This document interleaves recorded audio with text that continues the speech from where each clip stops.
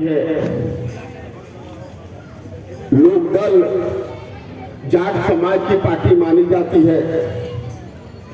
आज से 30 साल पहले तक 40 साल तक इन दो तीनों समाज ने हमारी तरह, जिस तरह से हम आज वोट दे रहे हैं, सबको वोट देते रहे। इनकी हालत भी हमारी तरह से बद से बदतर होती चली गई। उनकी हालत में सुधार नहीं आया। मुसलमानों से इन तीनों समाज की उत्तर प्रदेश में हालत बहुत बुरी थी, चाहे वो तालीम का मामला हो, नौकरी का मामला हो, माशी हालात हो, सामाजिक हालात हो, सब में ये हम मुस्लिम उत्तर प्रदेश के मुसलमानों से बहुत नीचे थे।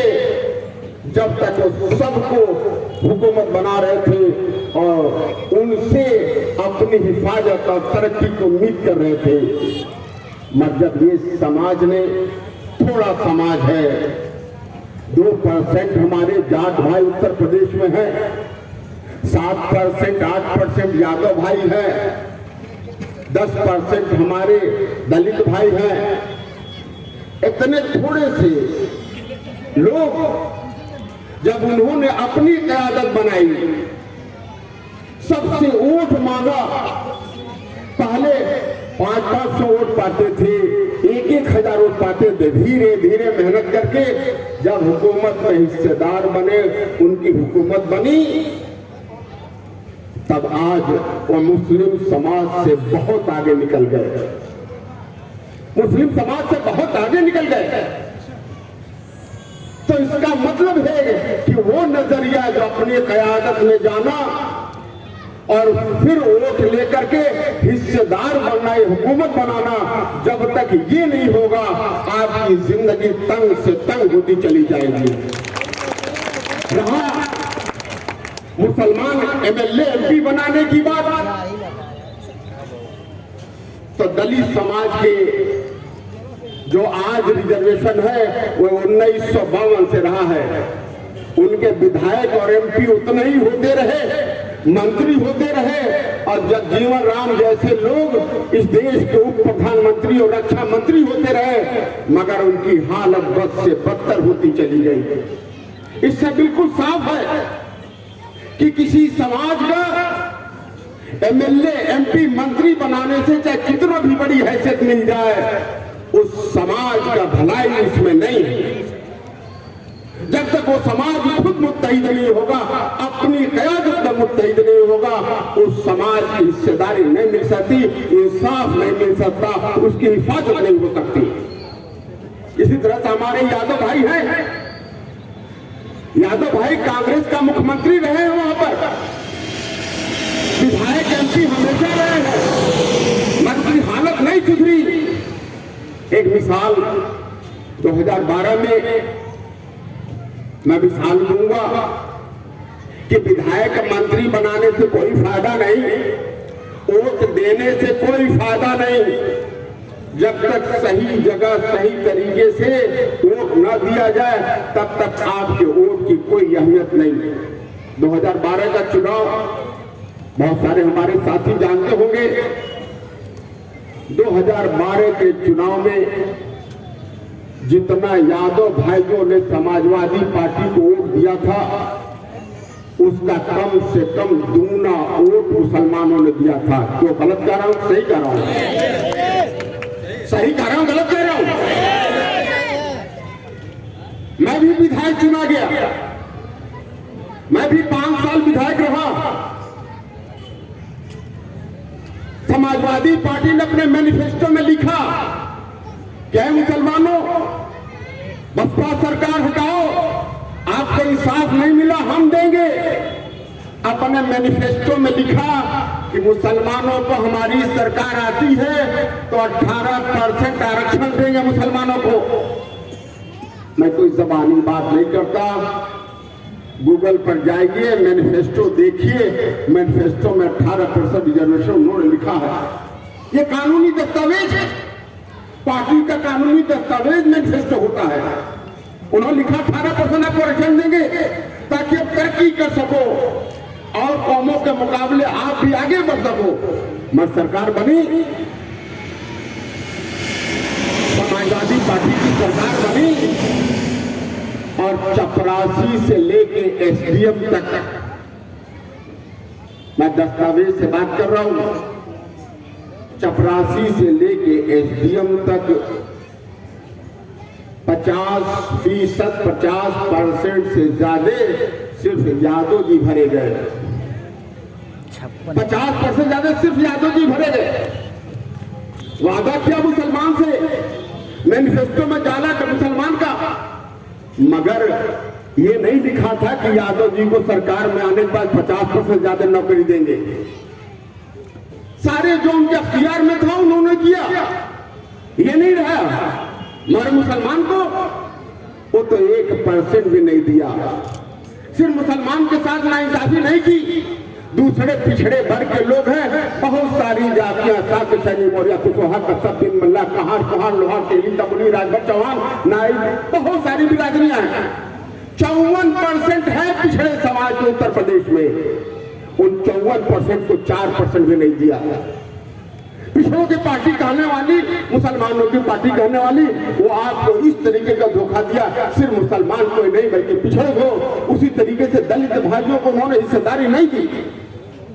धोबी, पासी, वाल्मीकि, पथरकट, बेलदार बहुत सारी है, उन्हें उनकी हिस्सेदारी नहीं दी, उनको भी 2% भी नहीं दिया। साथियों, ये नाइंसाफी है। अब कब नहीं दिया? जितने यादव समाजवादी पार्टी के 2012 में विधायक थे, उसके दूना मुसलमान विधायक रहे हैं। आप लिस्ट देख लीजिए, जितना मंत्री मुसलमान रहे हैं उसके आधे भी यादव मंत्री नहीं रहे हैं।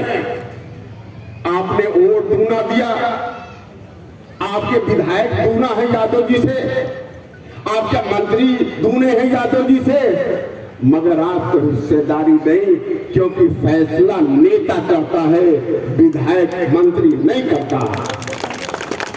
मैं 5 साल बोलता रहा कि हुजूर आपने मैनिफेस्टो में लिखा है, मैनिफेस्टो में लिखा है कि मुसलमान को 18% आरक्षण देंगे नौकरियों में, तो इसकी चर्चा कब होगी?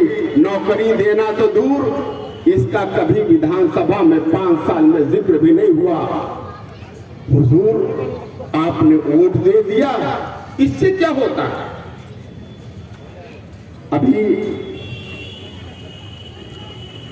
2012 में पीस पार्टी के 4 विधायक जीते, मैं भी खलीलाबाद से चुना गया। सिर्फ 2000 से लेकर के 10,000 की वोट की कमी से 45 सीटें पीस पार्टी हार गई।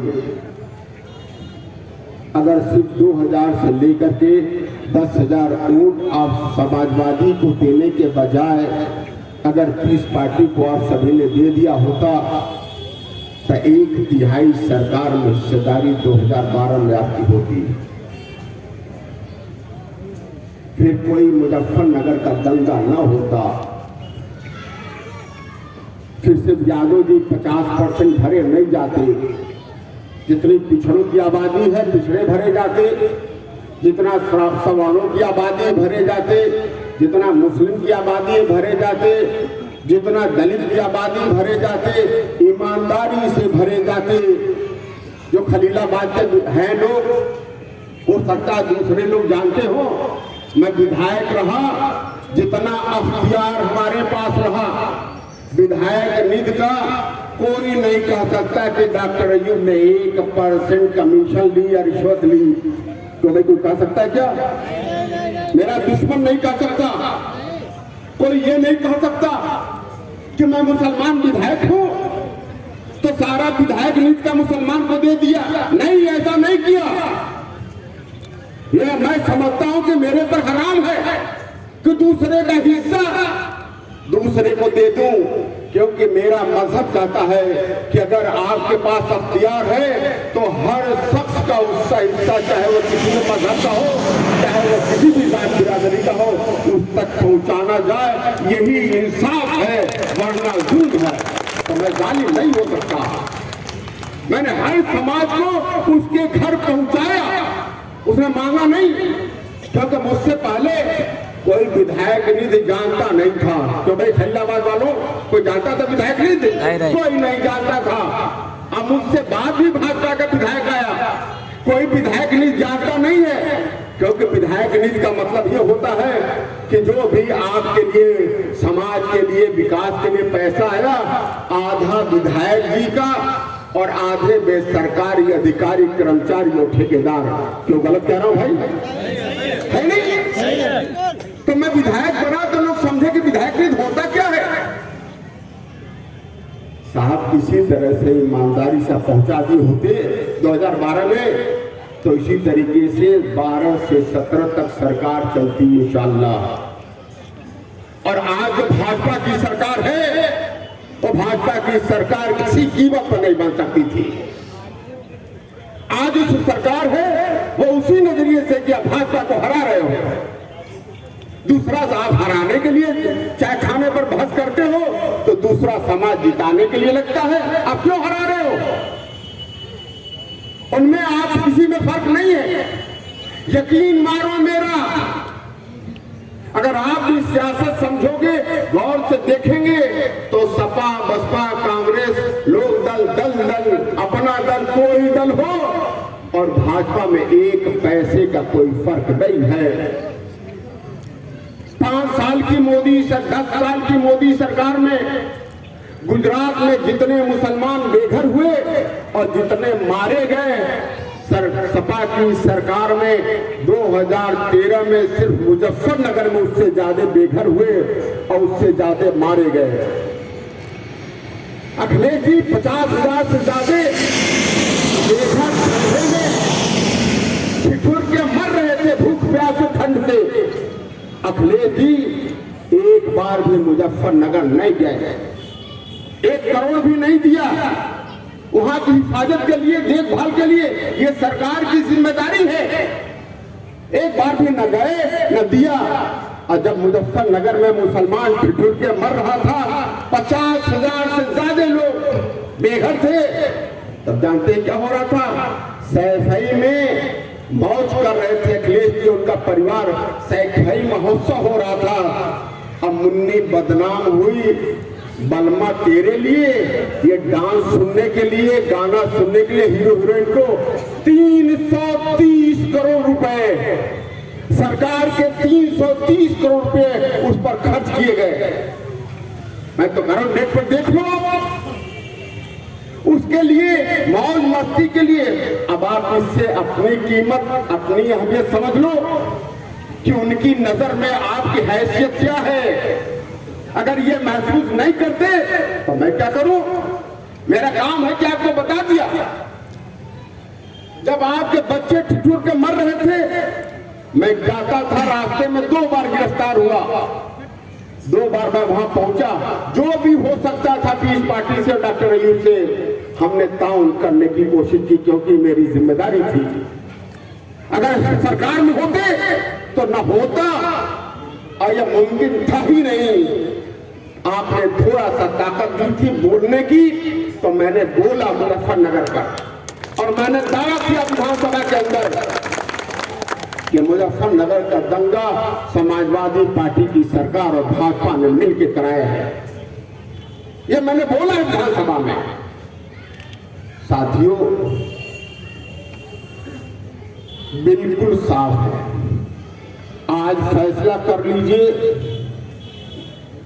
कि अपनी क़यादत में हुकूमत में हिस्सेदारी या हुकूमत बनाए, अपने भी इंसाफ लें और सारी कौमों को इंसाफ दें।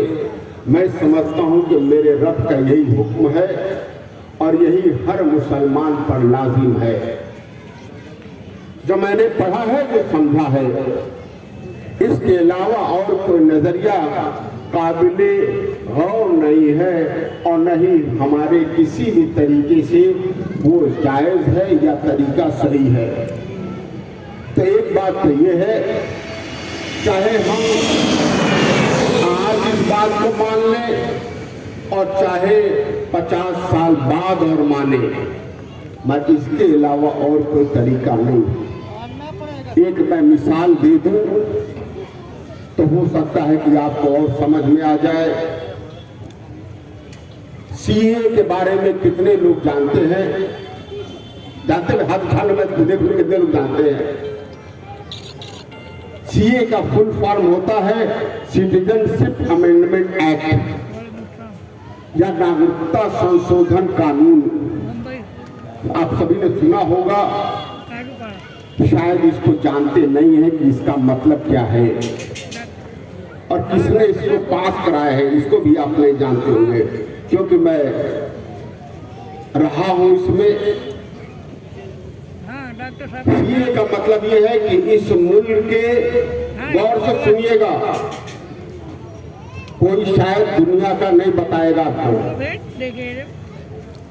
सीए का मतलब ये है, नागरिकता संशोधन कानून का मतलब ये है कि हर इस मुल्क के बाशिंदे को ये साबित करना पड़ेगा कि वह इस मुल्क का शहरी है। अगर शहरी नहीं है तो उसको कैंपों में रखा जाएगा, इस मुल्क का हिस्सा नहीं है, कोई कानून नहीं है, और उसकी जितनी जायदाद है वो सरकार की हो जाएगी, विदेशी हो जाएगा। इस मुल्क के किसी अदालत में, इस मुल्क के किसी अदालत में वो मुकदमा नहीं लड़ सकता। हाई कोर्ट, सुप्रीम कोर्ट में इसके खिलाफ मुकदमा नहीं लड़ सकता। ये साबित करने के लिए आपका वोटर आईडी, आपका आधार, आपका राशन कार्ड, घर की बिल, घर जायदाद की आपकी कॉपी, बिजली बिल, टेलीफोन बिल, कोई पहचान पत्र, वोटर आईडी, पैन कार्ड, नौकरी का कार्ड, कोई मान्य नहीं है। ऐसा कोई दस्तावेज इस बिल में नहीं है जिसको आप दे करके साबित करें कि आप इस मुल्क के बाशिंदे हो। फैसला कौन करेगा? सरकार का अधिकारी। उत्तर प्रदेश में एसडीएम फैसला करेगा कि आप इस मुल्क के हो कि नहीं हो। अगर वो कहता है कि डाउटफुल है, डी लगा दिया, उसकी मर्जी, क्योंकि आपके पास साबित करने का कुछ है नहीं। कोई पहचान पत्र, पासपोर्ट आपका नहीं माना जाएगा, बर्थ सर्टिफिकेट, जाति प्रमाण पत्र नहीं माना जाएगा, कोई प्रमाण पत्र नहीं माना जाएगा। ये शायद आपको पता नहीं। फैसला अधिकारी करेगा, अधिकारी वही करेगा जो सरकार कहेगी। इसका मिसाल मैं दे दूं, मैंने ये अखबार में इश्तिहार दिया था कि हम मुसलमान हैं, हम अल्लाह के हुक्म और नबी के तरीके को मानते हैं और उसी पे चलेंगे। तो हमारे पर एनएसए लग गया। एनएसए मतलब समझते हैं? एनएसए का मतलब है कि इस मुल्क का मैं गद्दार हूं, और इसकी सजा जानते हैं? कम से कम उम्र कैद और ज्यादा से ज्यादा फांसी, इससे नीचे नहीं है। ये सरकार है, मगर मेरे पास अख्तियार था। जजों की बेंच ने, इलाहाबाद हाई कोर्ट के सीनियर जज और 2 रिटायर्ड जज को देखना होता है। जो कानून ये सबसे खतरनाक है, तो ये सही लगा है कि नहीं लगा है। उनके सामने मैं पेश हुआ, वकील नहीं जा सकता, तो हमने बताया मैं मुसलमान हूं, मैं अपने रब की बात नहीं करूंगा, उनकी इबादत नहीं करूंगा, अपने नबी के तरीके पर नहीं चलूंगा, तो किसके तरीके पर चलूंगा? तो उन्होंने एनएसए खत्म कर दिया। तो सरकार, तो अधिकारी तो सरकार के हिसाब से होता है। तो ये है एनएसए, मगर ये भी ठंडे बस्ते में है। ये जिन निकलेगा, अब सबसे पूछेगा बताओ तू कौन हो? जिन वो ठंडे बस्ते में कि जिस दिन ये पास हुआ उसी दिन पीस पार्टी ने इसके खिलाफ, कि ये संविधान के खिलाफ है, पीस पार्टी ने सुप्रीम कोर्ट में इसके खिलाफ मुकदमा किया जिस दिन ये पास हुआ। क्योंकि इसको ठीक से समझ रहा था मैं, जब तक सुप्रीम कोर्ट में फैसला नहीं हो जाएगा ये जिन निकलेगा नहीं, मरे जिन निकलेगा। क्योंकि सरकार फैसला किसको करना है? जज को करना है। वही करता है जो सरकार कहती है नहीं? तो जिन निकलेगा। अब ये बताओ, ये पास किसने कराया? ये पास सपा बसपा ने कराया, भाजपा ने नहीं कराया। राज्यसभा में भाई आप डॉक्यूमेंट है जाके देख लीजिए, राज्यसभा में भाजपा की मेजॉरिटी नहीं थी। लोकसभा में पास कराने के बाद राज्यसभा में पास कराना पड़ता है, तब राष्ट्रपति दस्तखत करता है, कानून बनता है। राज्यसभा में भाजपा की मेजॉरिटी नहीं थी। 8 एमपी समाजवादी पार्टी के और 8 एमपी बसपा के वॉकआउट कर गए, बाहर हो गए, वोट देने के पहले बाहर निकल गए।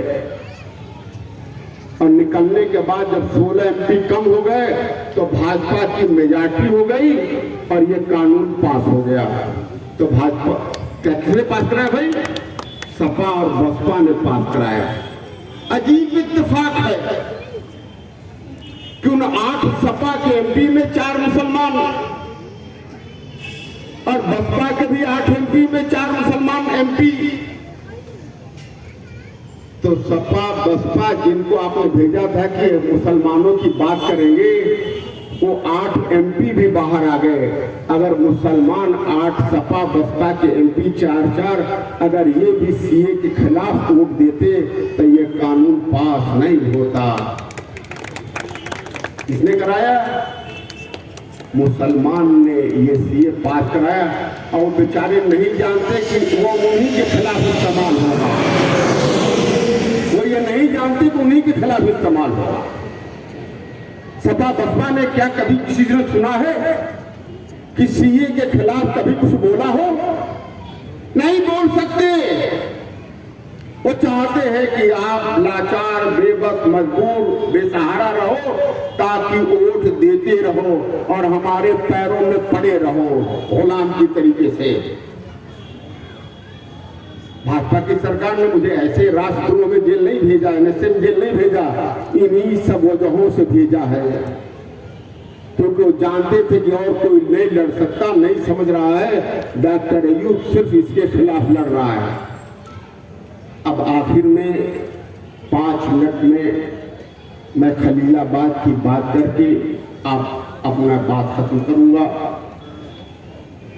मायावती जी ने ऐलान कर दिया है कि हम सपा की सरकार बनने नहीं देंगे, चाहे भाजपा को समर्थन करना पड़े। ये मालूम है आप लोगों को? नहीं मालूम है? मालूम है ना? कंफ्यूजन कोई नहीं है? मालूम है ना सबको? मगर उन्होंने एक मुसलमान प्रत्याशी भेज दिया।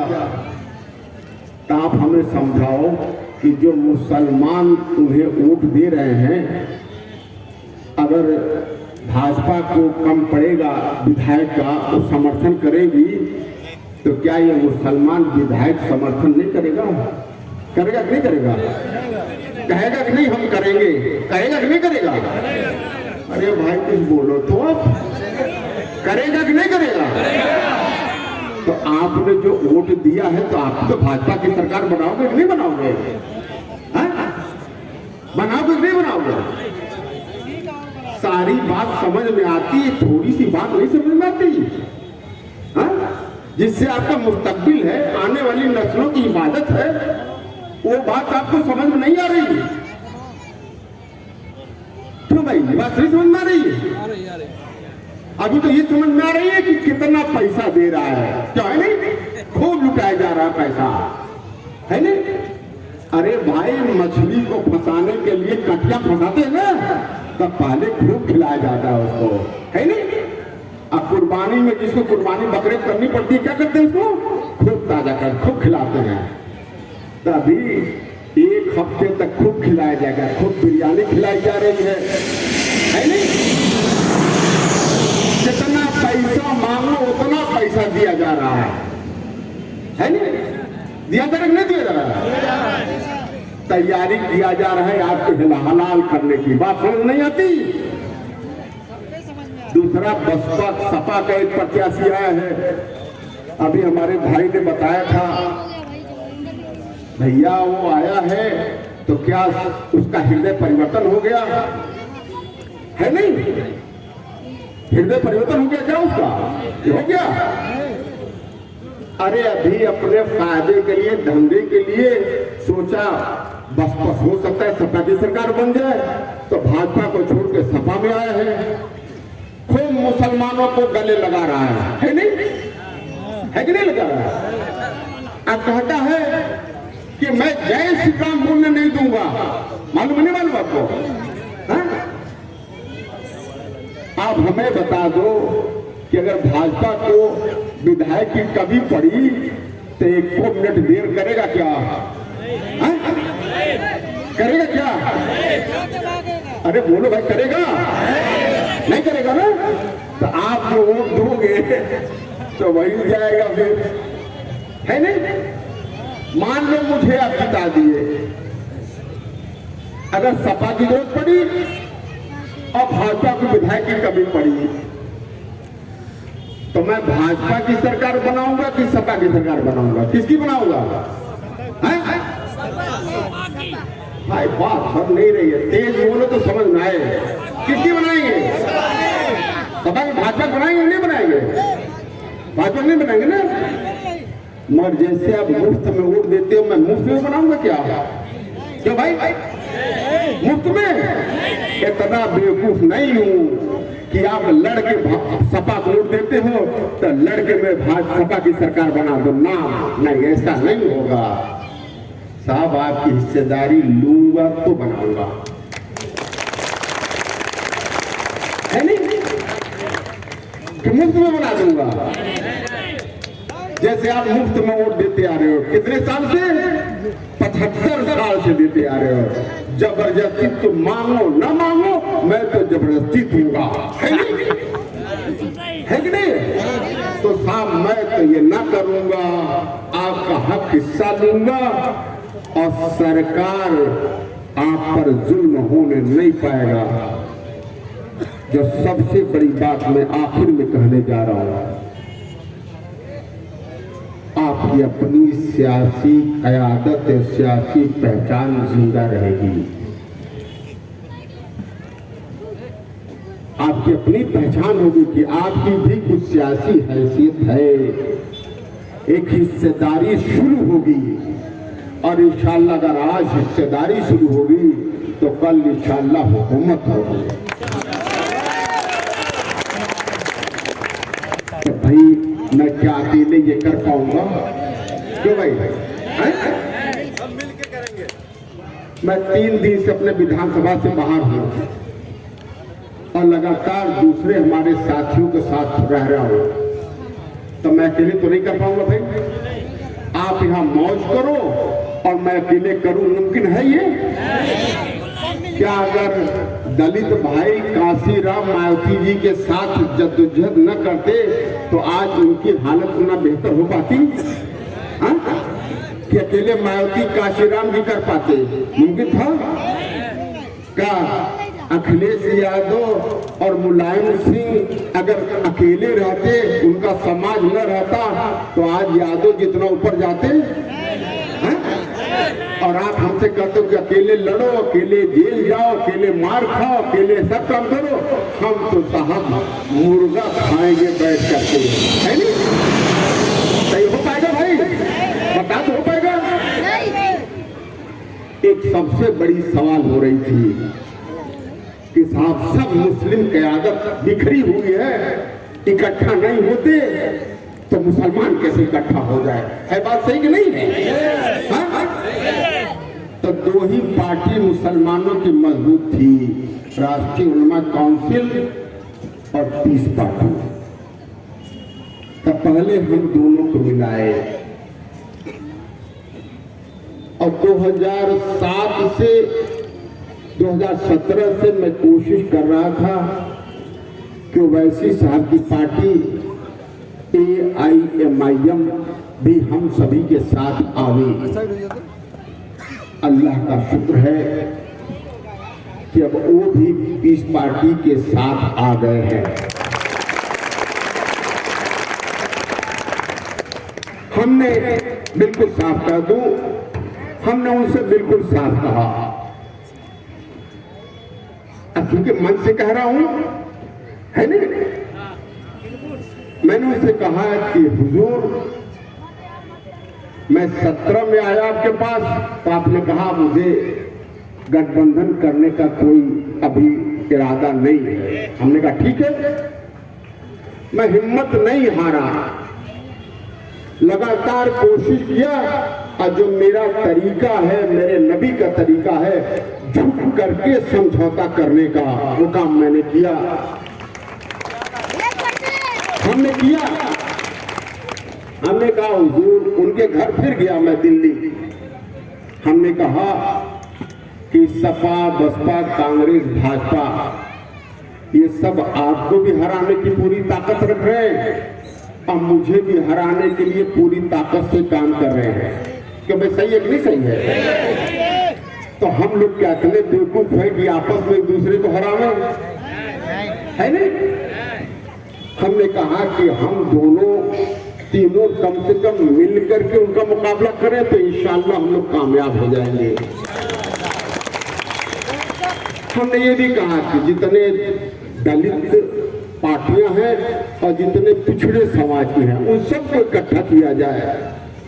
अल्लाह का शुक्र है कि मौर्य समाज की पार्टी, कुशवाहा समाज की पार्टी, कुर्मी समाज की पार्टी, बेलदार समाज की पार्टी, निषाद समाज की पार्टी और चौरसिया समाज की पार्टी जो पिछड़े बिरादरी के हैं, और चंद्रशेखर आजाद जो आजाद समाज की पार्टी, वो सब इस पार्टी के साथ हैं। हम सब लोग मिल करके काम कर रहे हैं और इंशाअल्लाह हम लोग कामयाब होंगे। तो साहब ये तरीका ठीक है कि नहीं ठीक है? अब हाथ उठा करके दोनों बता दो, बंद किया जाए।